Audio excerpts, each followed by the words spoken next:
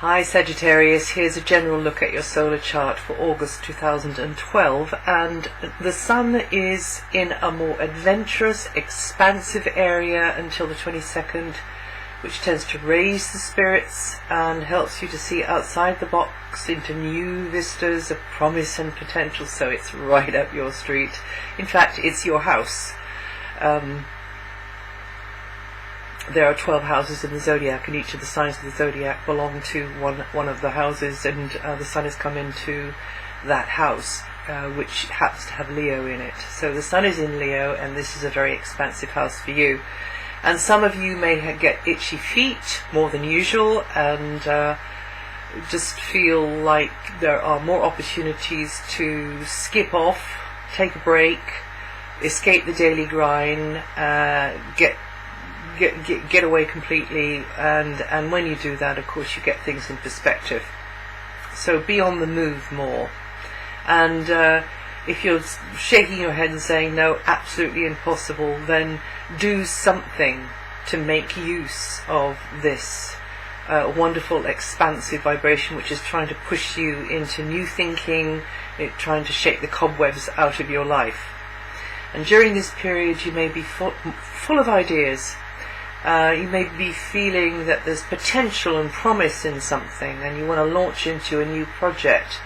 But it perhaps involves getting educated, perhaps it involves research, and you're learning a lot as you're joining up the dots. Or maybe it's simply that you're researching, a holiday destination. It could be a minor thing like that, although it's not really minor, is it? It's hugely important. Or it might be something bigger, something more long-term is what I mean. So it's a good moment for all that. It's also a good moment to test the waters on something, to put out feelers, to ask questions, or for you to be the advice giver, for you to put the word out, for you to be the guide and the teacher. It could be a very good time, though, to travel and just to get away from where you're used to being. So however it is for you, you're more likely to access a place outwardly in the world or inwardly in yourself, where you can zoom out and just get away from the normal patch, that your normal field that you're corralled in, and refresh your mind and spirit.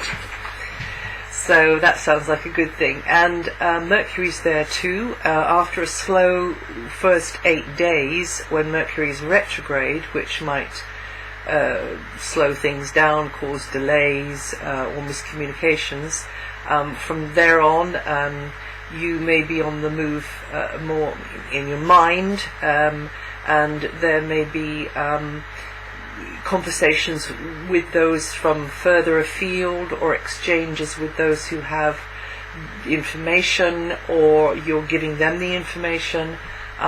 They've got an area of expertise that is useful to you, or you've got an area of expertise that's useful for them. Also, there may be a cultural difference or a language difference, which again can refresh your slant on things and put you very much on a learning curve as well. And Mercury very much enjoys this communicative sector, where it's been since late June, and will continue to stay since after the Sun leaves on the 22nd. So it's a good moment for you to be giving your mental attention to these types of areas, and also a good moment to beat the drum on something and let others know that you exist, or what your opinion is, and you want to share that with others. Also, some of you may be looking into the legal side of things, being made aware of that, and it is a time for your thirst for knowledge to be quenched, and for you to grow in knowledge, but also in wisdom, and teachings may come to you as your mind is opened. And these teachings may not be simply confined to this planet. There might be those of you who are familiar with this area, teachings coming from your guides as well. So the position of the Sun and Mercury is very much up your street at the moment, Sagittarius. Now, fortunately, Venus and Jupiter, as the month kicks off, are both in your opposing side, Gemini. So things are stacking up really well for you at the moment, Sagittarius. And even when Venus moves on the 8th, Jupiter will stay in there for several months to come. So in general, Venus and Jupiter together, where Venus has been there since April and Jupiter since June, it means close relationships should be beginning to flower, or teamwork could be beginning to flower, but also either of these, whether it's in your personal or professional life, could be centered around money, monetary things, property, or art, or alliances are just warmer, and closer, depending on who you're snuggling up with. And you and someone could really be bonding and finding that you can do business together. Even though there can be some ups and downs with that. I mean, nothing ever runs completely smoothly, does it? However, with the two benefics here, Venus and Jupiter, things tend to pan out. You tend to find the way to harmony and agreement. So even though there are a couple of little sort of skirmishes, you can find your way to harmony and agreement. But yes, relationships should benefit during this transit here, and you can enjoy others' practical contribution and loving attention as well. Then, and Venus could manifest as an influence which helps you out materially, also in major or minor ways, and through negotiations or one-to-one work, they can go well. And in fact, some of you will want to shift into more commitment in a material or a business or an emotional sense with someone else. Commit in some way, particularly after the 8th, because from the 8th, for some of you, your deeper feelings will be touched. You'll become more involved then, more intimate then. So it might be more involved in a business sense, in a monetary or other material ways, and more obliged as well. But also it could be that intimacy is increasing. And you can feel that a certain relationship, there's a lot riding on it. And it would be a good time to keep lines of communications open and have a confidential heart-to-heart talk with someone. It might not be with the person concerned, it might be with somebody else about the whole situation. And it's probably a more financially or materially brighter time from the 8th onwards as well. It's also a good time for you to collaborate and pool resources.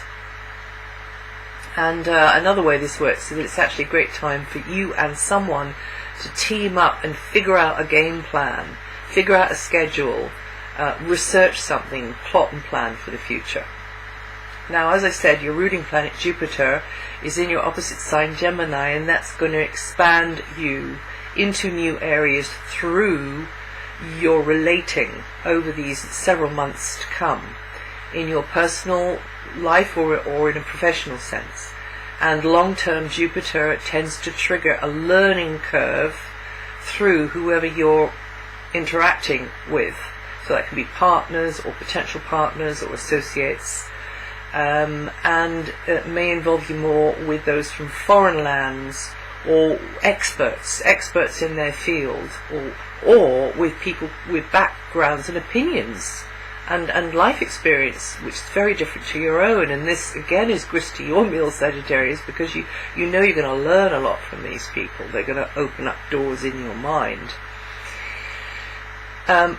Mars will emphasize the group dynamic until the 24th, and activities with colleagues, friends or acquaintances for personal or professional reasons will be highlighted. It's a progressive period, though, with the Mars energy here. It will help you to get going with things that you've been waiting for, or to realize things which may have been on the back burner of your life for a very long time.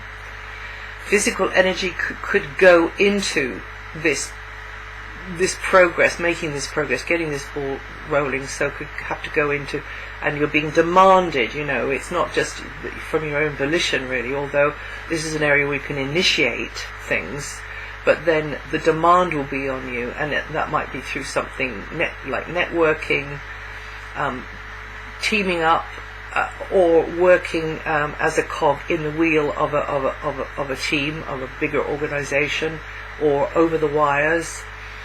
And definitely a good time for building new contacts. But you could feel overloaded at times with all the stuff that you have to do on behalf of others, or for a common cause that you're all in.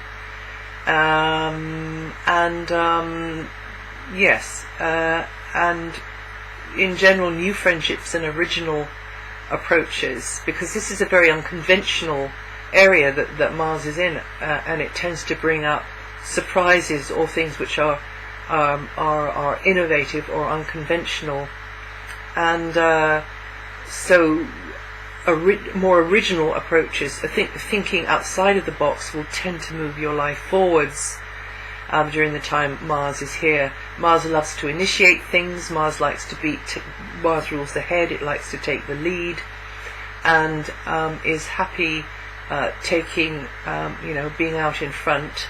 And because of that, and because others see that Mars vibe in your solar chart at least, you may find yourself volunteered into a position of director, or being in the driving seat, and maybe it's a little bit more than you signed up for. So just be aware of that, and do with that what you need to, depending on your own circumstances. Around mid-month, we have a slowing energy being exerted by Mars, by Saturn on Mars, and this is akin to the brakes being applied to your natural impulses, to your natural urge to roll things forwards, and you may feel more pressure on you, or just more on your shoulders, or it simply be that your energy is a bit flat. And that's just around mid-month, so sort of 13th, 14th, 15th, 16th, somewhere there, for a brief period there. And it can mean that, you just got more on your plate in the areas I've just been talking about. However, on the upside, and Saturn very much does have an upside, it can just calm things down, slow things down, give you a bit of a reality check, and you have to be more practical and more real with how you're doing things, but it will help you to consolidate and to move forwards in a more sort of disciplined, perhaps patient. You've just got to be more disciplined and patient, and move forward in that rather sort of more cautious or patient way for that little time there. And from the 24th, Mars then enters a background area, which suggests that you could be working hard behind the scenes on something in preparation mode, perhaps also playing a supportive role for others some of the time, and also resting and recuperating some of the time too, because this is an area to do with healing. I just have a quick mention of Neptune, in case you didn't hear last month. It's for you early Sagittarians really.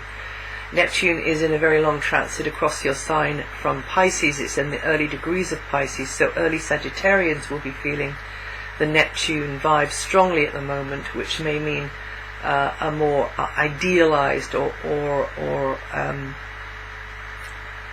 isolated home environment, or a home environment where you have to sacrifice something or give something up.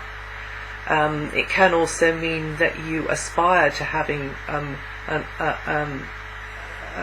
home environment which is more like a sanctuary or a retreat or an escape, or to shelter, to give shelter and sustenance to others as well, or maybe you're doing it, but be careful that you don't make yourself a martyr if you are. The flip side of this would be a feeling of uncertainty or confusion at the roots of your life, or a kind of uncertain feeling about a family member,